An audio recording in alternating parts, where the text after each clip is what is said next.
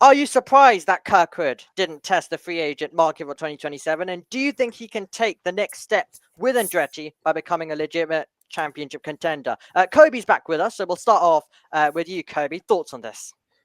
Yeah, it's a real interesting situation with Kyle Kirkwood. I guess I want to say yes and no because we know 2027 IndyCar silly season is going to be insane because many drivers within the IndyCar paddock are going to be without a contract. So it's going to be absolute chaos, just like also in NASCAR as well, with a lot of drivers being out of contract. I'm not sure what's up with 2027 silly season motorsports, but for some reason, it seems like drivers all across the board are going to be looking for new homes or potentially staying where they are, like Kyle Kirkwood is. And Kyle Kirkwood, he's been in the Andretti family for a long time now, and it just seems like it's a place where he's comfortable. And when we first got the news of the extension, I was thinking, I wonder why he's not going to wait to see if another major ride becomes available, namely the number 6 Chevrolet at Aaron McLaren. And we talked about how Nolan Siegel's going to be on the hot seat this season to perform, or Zach Brown will not hesitate to move on from him. And if you can join a lineup of like a Pato Ward or Christian Lundgaard, that would be really great to slide into that third seat and finally get some stability there at Aaron McLaren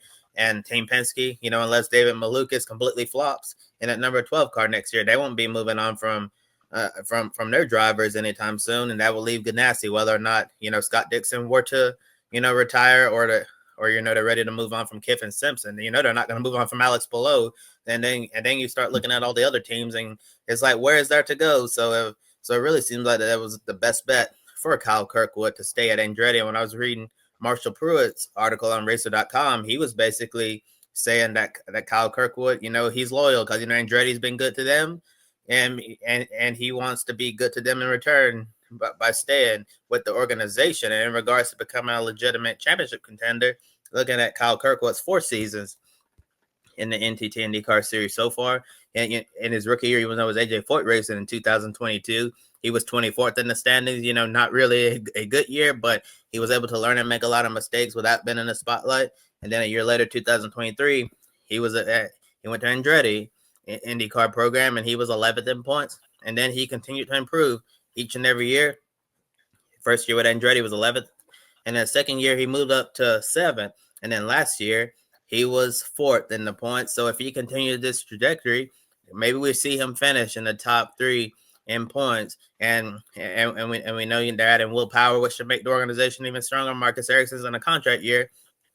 He's going to have to really go out there and show what he's made of to keep Dennis Hauger from taking his seat in 2027. But I think, with Colton Herta going off to Formula 2 and then, you had the veteran Will Power there, I think that Kyle Kirkwood has a real great opportunity to truly lead this organization into the future, because we know TWG Motorsports, Dan Towers' organizations, all the different racing teams that he owns all across motorsports.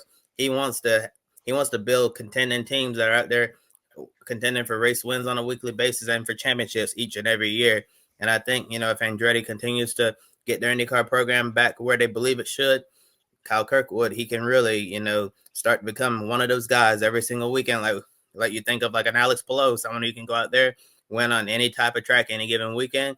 And if Team Penske bounces back, then we'll have like the Joseph Newgardens of the world in that competition. And I think that this is great that Kyle is, staying right where he's at, because grass is not always greener on the other side, as his teammate Marcus Ericsson found out.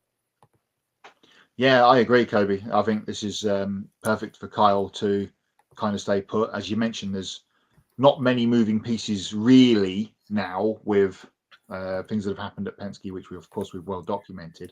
I guess the next big puzzle piece in the IndyCar driver market at the big end of the pit lane, let's say, would be when Scott Dixon decides to hang it up and leaves the 9 car empty. As you mentioned, they're not going to move on from Palou anytime soon. Kiffin Simpson is well embedded now, and he's got a lot of backing behind him, so he won't be disappearing either. So that's probably the only place he would have perhaps gone to, but and may still do. You never know. But with Herta moving away, it does kind of open up the option or the sort of position for Kyle to be the team leader at Andretti, which is good. I mean, he was great this season. With a hat trick of victories. So, and kind of Herta's a little bit of a drop in sort of form and stature within that team has gone hand in hand with Kirkwood going the other way. So only right that they should kind of give him what he was asking for, I suppose, in terms of his contract negotiation and stuff. And you're right, it is weird that 27 is going to be crazy bonkers in all of contract land. We've seen very little movement at all in Formula One over the last couple of years. NASCAR kind of the same, but it's all going to go off this time. Like these few months that we've just had, this time next year, it's going to be, that's all you're going to be hearing from us, I feel like, on this show. Is going to be this person's signed for here and this person's going here, this way and that way, and such has retired and this person's coming out of retirement to do something. It's going to be crazy silly season next autumn for 27. Good evening to Matthew Owens, who says, I think after last season, you have to look at Kirkwood as one of the few guys that could take it to Palou over the season. Yeah, I agree. It's going to be between Palou, Newgarden, maybe Scotty Mack, and Kirkwood.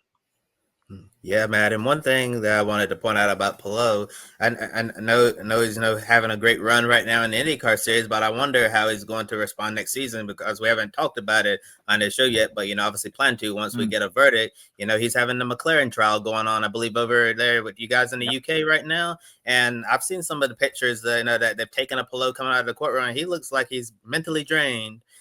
Going through this entire process. And I wonder if it's going to have any effect on his performance at the start of next season. But given that this could very well all be over before the next IndyCar season begins, since we're still many months away from the IndyCar season starting. But I do wonder if Palou could get off to a slow start because of just fatigue from dealing with all this legal stuff going on. Yeah, I guess so. It depends how long it runs. Up to Christmas and then maybe after in the new year of IndyCar, what's that start? Last weekend of February, isn't it, at St. Pete? So not basically once we've cleared New Year and the Rolex, which I'm guessing he's going to be a part of again. Oh, yes, he is. With Honda.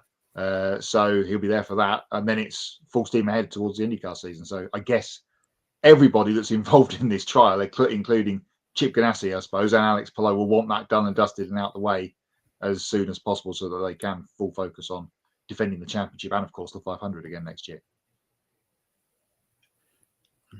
Yeah, and then Denver says, don't forget about Will Power. Oh, yeah, we've been beating the drums about Will Power as well, about having a revenge season in 2026. He was the best performing Penske driver in 2025, but he was the one that got cut from the lineup, and he's moving over to Andretti after being with Penske his entire career, and Will Power is going to be out to prove something next year. And I think a fired up Will Power is a scary Will Power, and it's going to be fun to see how Will Power gets along at Andretti and see if he's going to go out guns blazing, and prove Roger Penske that you made a mistake to let go of me a year early or whenever. And then Adam says, you think Kyle Kirkwood will win multiple races in 2026? More than 3. Yeah, I think that is certainly possible. Yeah, because he's as I've said, he's been really turning on, showing improvement every single year in the IndyCar series, and yeah, I really believe he could become one of the championship favorites this year. And then one last comment, right quick, before I turn it back over to Omi to get into our next story. Matthew Owen says, you also think Kyle has to be one of the favorites for the 500s in just 200 days, and we all know Mr. Owens has that countdown clock always handy. Absolutely.